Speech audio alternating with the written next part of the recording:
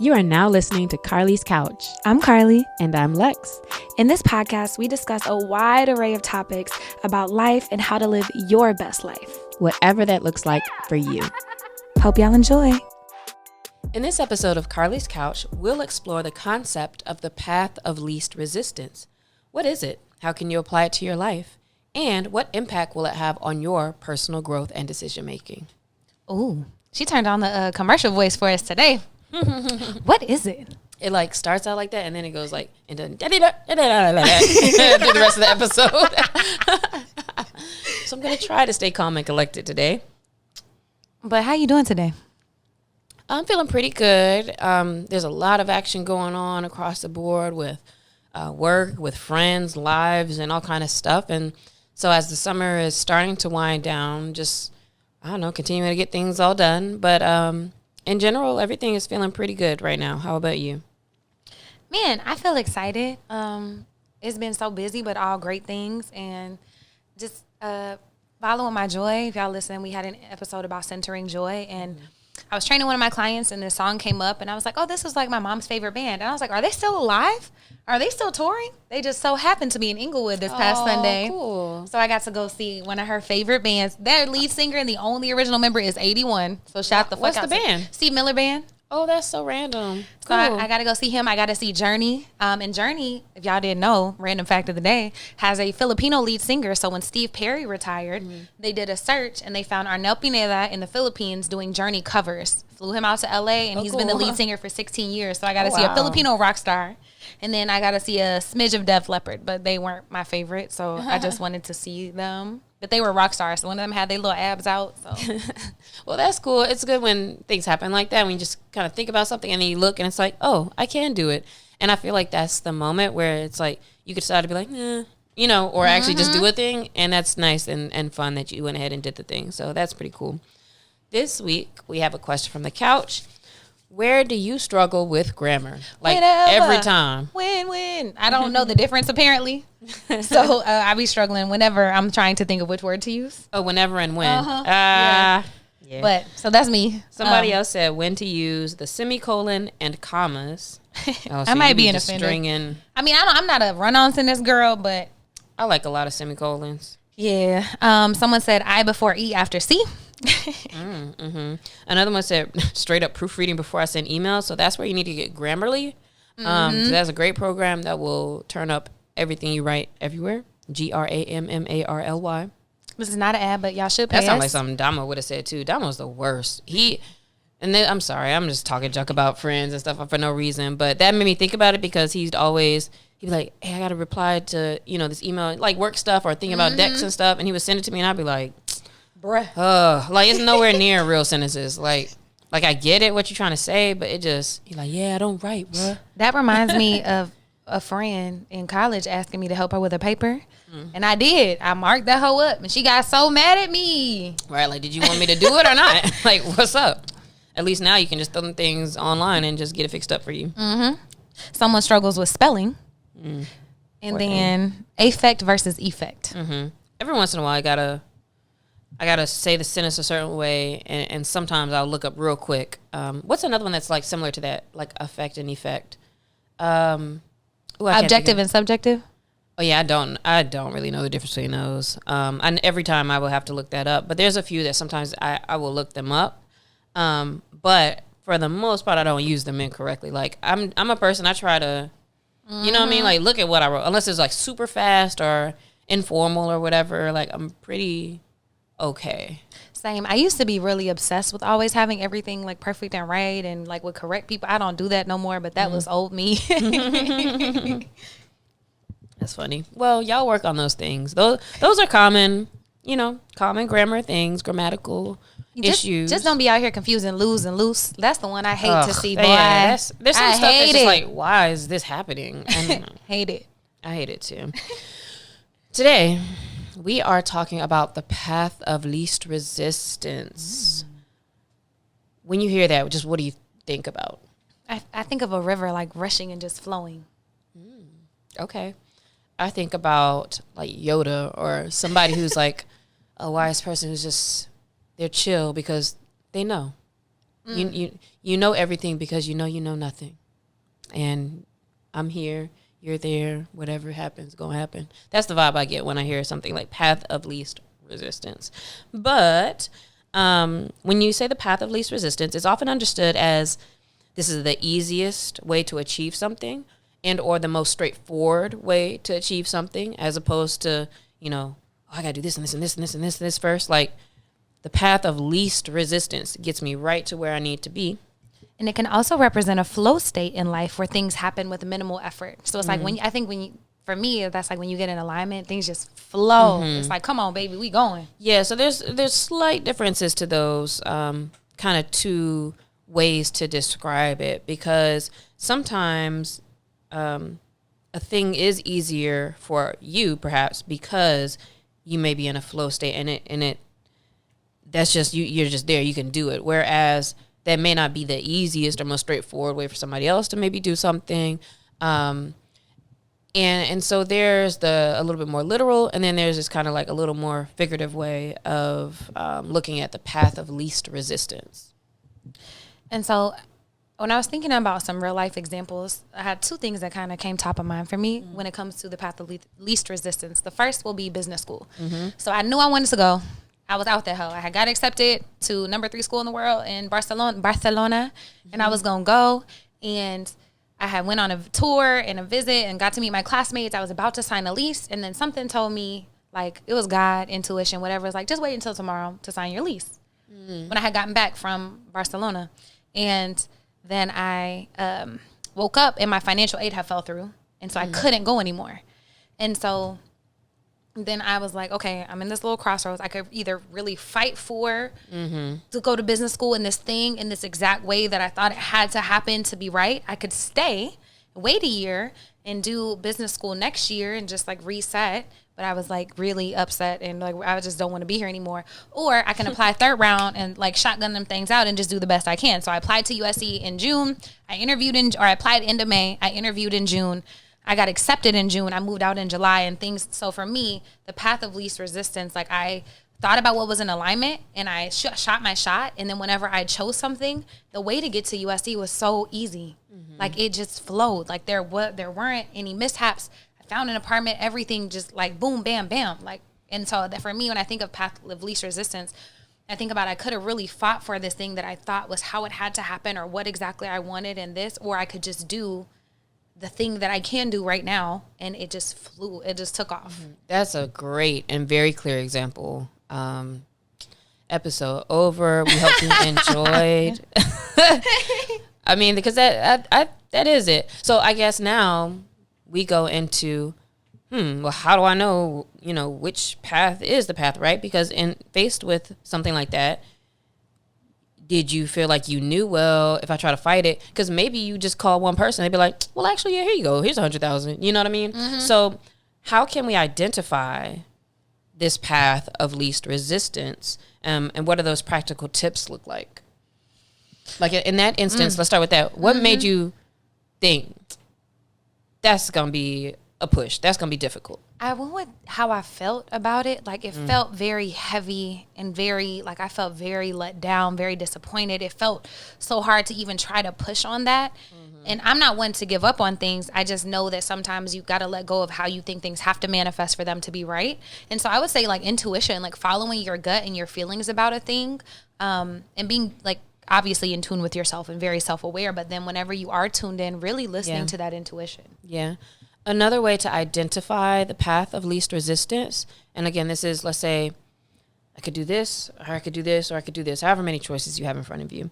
Evaluate your stress levels so you can use your body as a measurement tool for when you think about doing this thing. How do you, like, what's the stress levels? How do you feel? When you think about doing this thing, what's the stress levels? How do you feel? For me, my watch will go off when my heart rate is abnormal. And I notice the times that happens is when I'm in certain types of meetings.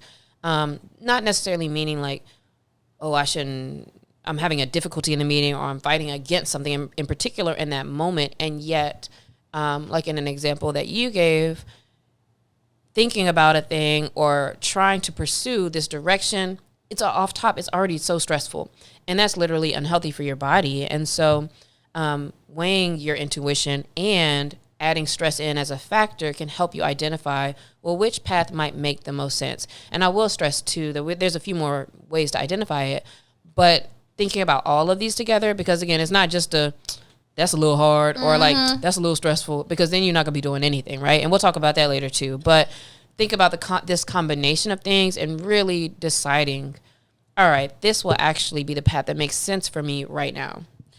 Yeah, that actually makes me think about the second example that I had was about personal training. So after business school, I decided to forego becoming a consultant and taking like a real quote unquote job. And I was like, okay, I'm going to do personal training. I'm going to seek the simplest thing, the simplest way that I know how to make money, and that gave me less stress. Like, yes, it was stressful because I didn't have a lot of money, and that was super stressful. So we're not saying you avoid stress altogether, like Lexi was saying, but that was more in alignment with me and less stressful and the simplest way for me to start working towards my dreams. Because the idea of taking a job and selling out, like how I felt it would be selling out for me to go get this career I don't want to do and do these things, like just weighed on me so heavy. And so tuning in and then also following like the simplest way to do a thing. And that's so important. I cannot stress enough how often I will overcomplicate something where it's like, usually it's just you just do the thing. And or like in business, for example, that's why I'm so glad I have my team, because I can make all this plan, but then when I run it against them and they're like, well, you could, fix this on the site and make this content, do this and this and this and this, or you could just post this, or it's like the things you can do to immediately just get to your dollars to help you build up to the space where you could spend a little more time. Because sometimes we don't need to do all that. And sometimes we kind of use that to kind of help procrastinate or just, keeps you from being ready when it's like, I could just call somebody. I remember I didn't even have a website for my company for the first 5-6 years, at all. So you can get straight to what you need to get to. And sometimes that's difficult because it means you just have to straight up execute something. And I think that's another huge one, is like being mindful when you're putting unnecessary blockages in the way or like making obstacles. things harder than they have to be. I think that, like you said, so many people get stuck at that part of their dream, at that part of whatever they want to do for themselves or their body. Man, I want to get more in shape, but I don't have time and I don't have the right running shoes and this and this and this. And you can literally just start walking around your building in your work shoes. Mm-hmm. And so also a way to follow the path of least resistance is to let go of control.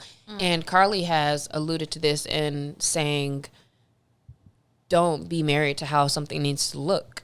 That's super hard as well. You have a vision perhaps in your mind. One thing that's weird about me with work is I ain't never had a vision. And that sounds crazy, but not had like, never mind about calling. But I ain't never had it. That's why I'm like, it keeps changing. Or not changing, I'll say evolving more than changing. But, and also I'm like, you do need to have those specific things you want to be moving towards, right? So I see a balance between that. But letting go of unnecessary control means, for me, it means, okay, I'm doing what feels good and is aligned right now. What is the path of least resistance, regardless of if it looks like how I thought it might look, if it looks like what the next person said it should look like, as long as it is right for me, by whatever those standards may be. Doing what you can. And letting go of everything else. Like that, it really is like that, letting go of all the shit you can't control in these situations. Paying attention to repeated challenges. So noticing if you feel like Sisyphus, the guy who's pushing a rolling rock up a hill, like his whole life, if you notice in certain areas, if you're keep trying to force a thing or like keep coming up into a bunch of resistance around a thing, maybe that is not the path for you. Right. Leave that path alone. And not saying that it's all easy and it won't be, but if you keep getting like big old red flags from the universe, like maybe try a different way. Another thing that's very important is recognizing that sometimes we are addicted to resistance and are addicted to air quote struggle or working hard. I found that with me too. I'm very effort based, and so sometimes if things seem easy, I'm not one of those like, oh, it must be too good if it's too easy. Although it can be, but I will think like, oh, it's okay for things to be easy.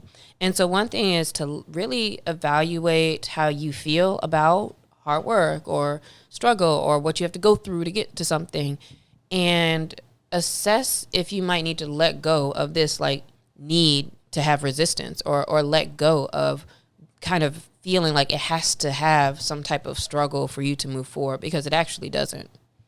I think that's so important. And it makes me remember the first time I heard the path of least resistance. And I remember balancing the thoughts and struggling with, well, does that mean that I'm just taking the easy way? Like, am I not, like, what is the path of least resistance, the easy way? Like, yeah. And so what are some thoughts around, is the path of least resistance the same as always taking the easy way?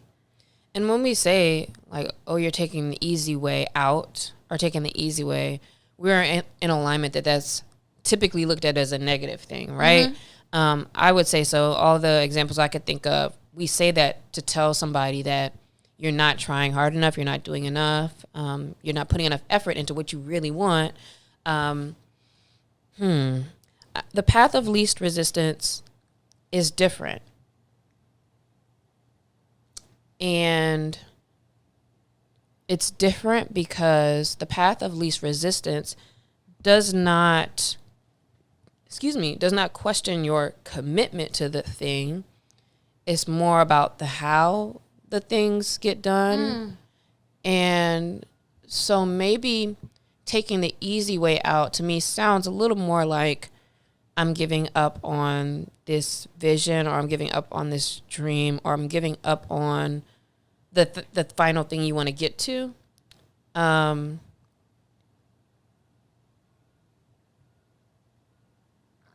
hopefully, if you're looking for a path of least resistance, that's still going towards the same goal, and you're open to perhaps could be a distraction, but like maybe actually this is a thing to do right now, and then it comes back around to that, and or going with what is going to have a good impact or positive impact on you now that may be easier, but without abandoning the goal.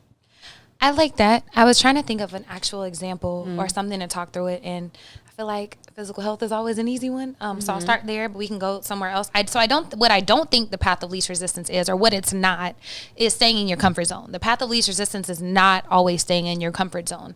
I think you think about your overarching goal, like I want to be healthy and I want to feel good in my body.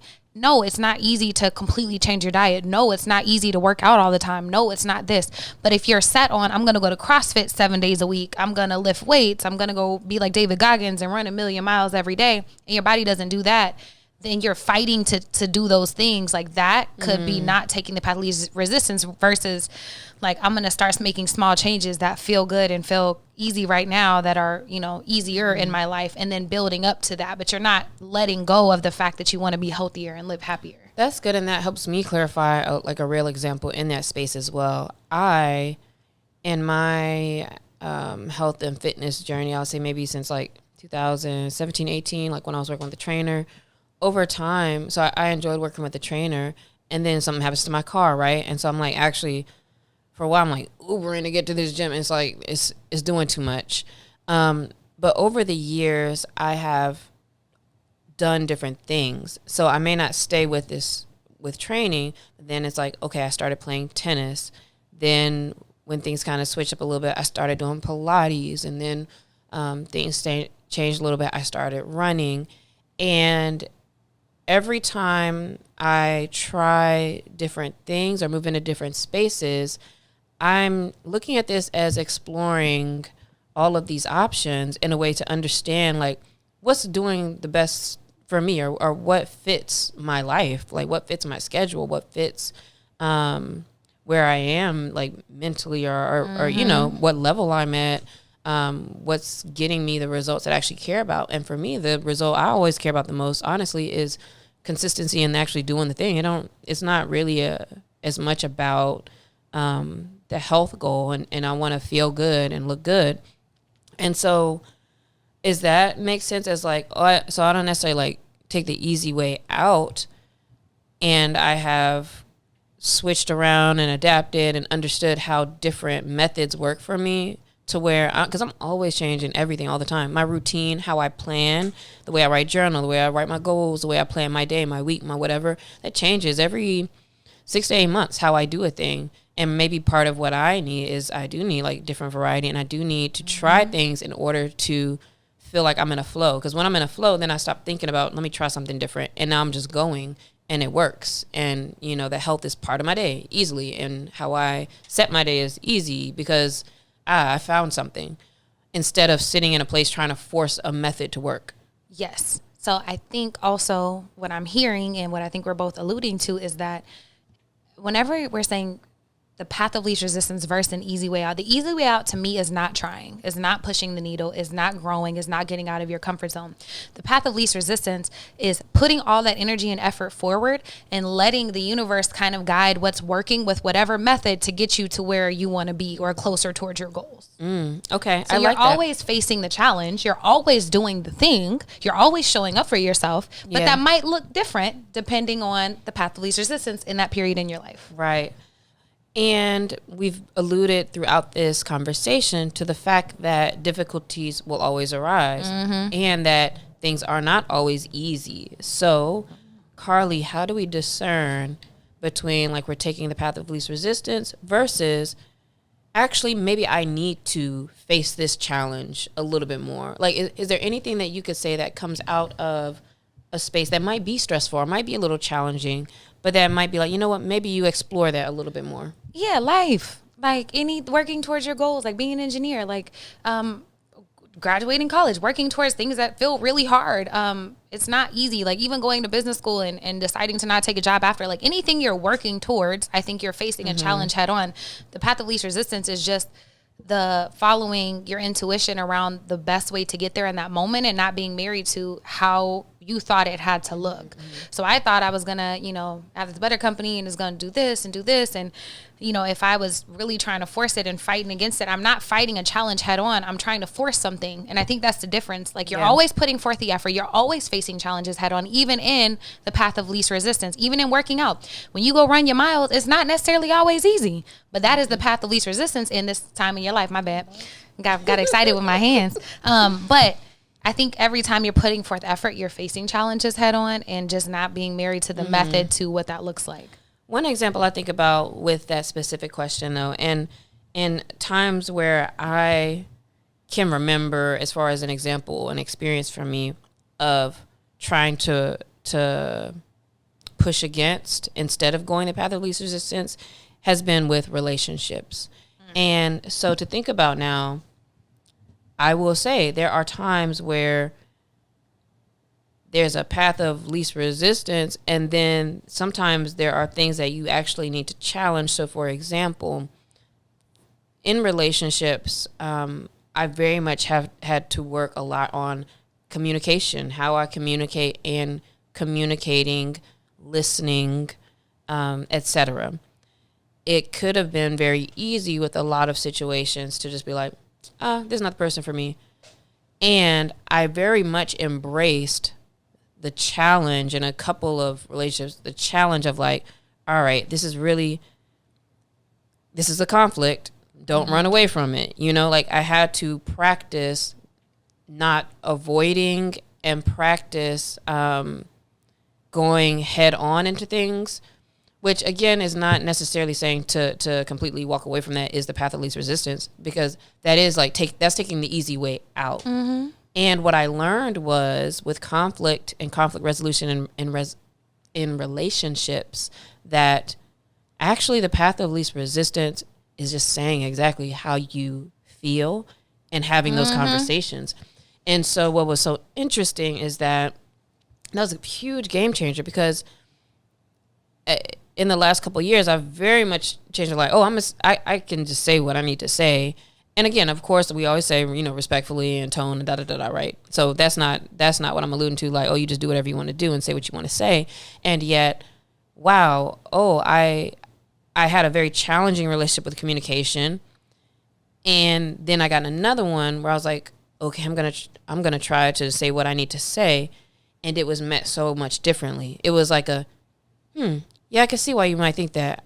Why you would feel like that. Like, I could do better with blah, blah, blah. And I was like, oh, Like, so I did learn that it was important here because we kept having the same like conflict because I would avoid. And then when I said, you know what, I know I have to just speak up more, and I did it, and then it became the path of least resistance. Like, to just say what you need to say, because now I guess if I say what I need to say, if you don't accept or that doesn't work, then that's the path of least resistance. Is now like, okay, cool. And understanding that, oh, this is not aligned with me where I need to be. And so I think it's cool how some challenging things to us are important for us to approach as a challenge, knowing, or maybe not knowing, but like, because that will help you realize that that is a better path. And I think that the misunderstanding is that the path of least resistance is easy. The path of least resistance is always going to feel good, because it's not. Like healing yourself and growing relationships and, you know, unlearning things is not easy, and it doesn't feel good. But that's a much easier path and a much better path, a path of least resistance than going through your whole life 200 times forever. And so it's still challenging. It's still meeting everything head on, but understanding that even on the path that seems like it's flowing faster and coming a little bit easier to you, you're still going to go through ups and downs. You're still going to have tough days, but your decision to show up every day and meet those challenges is what keeps you on that path. Yep. The moment you step outside of that and stay in your comfort zone, like, the water really can't push you through it. Yeah. At the end of the day, the path of least resistance is the path that honors yourself. And so that's not always easy. And that's going to be the path of least resistance. Every time. And so that's where the practice comes in of, I might be scared to honor myself right now. And that's going to keep happening until you do that. So sometimes the path of least resistance is actually walking through the wall. Oh my gosh, Hunter x Hunter example. So Hunter x Hunter, when they were in the tower, they had 72 hours to get through this tower.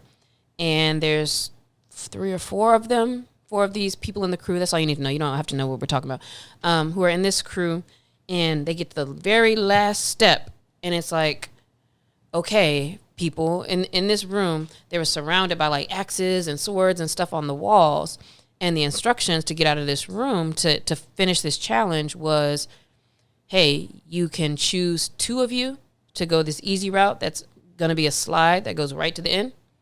Or you can all, and that's why they have all the weapons, right? Because it's like, oh, they're going to fight it out and da-da-da. Or they're like, you can go through this challenging door. All of you can go through this challenging door. But the caveat is this door takes 72 hours to get through. And they had like an hour. And so it's like, oh, what do we do?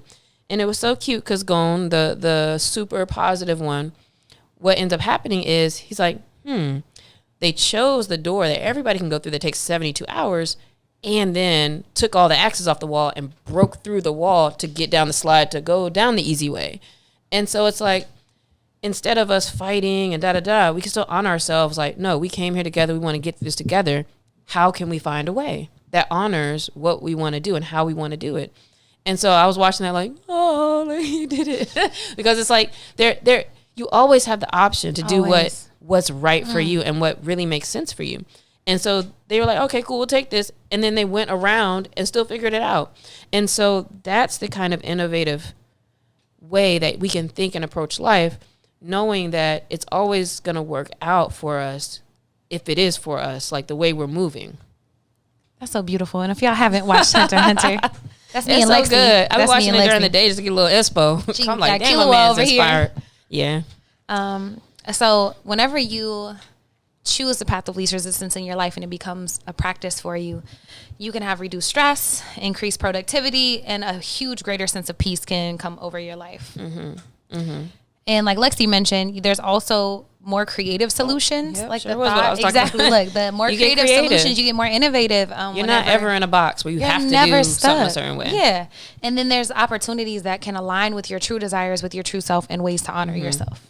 And then also to keep this even, potential drawbacks of the path of least resistance, or if you think about it in the wrong way, it can lead you to missing out on growth opportunities. So to completely just follow things, you know, what the path sets for you, or not, let me not confuse you, what other people say or the system or whatever it is, you don't have growth opportunities of like you actually doing the things that are aligned with you.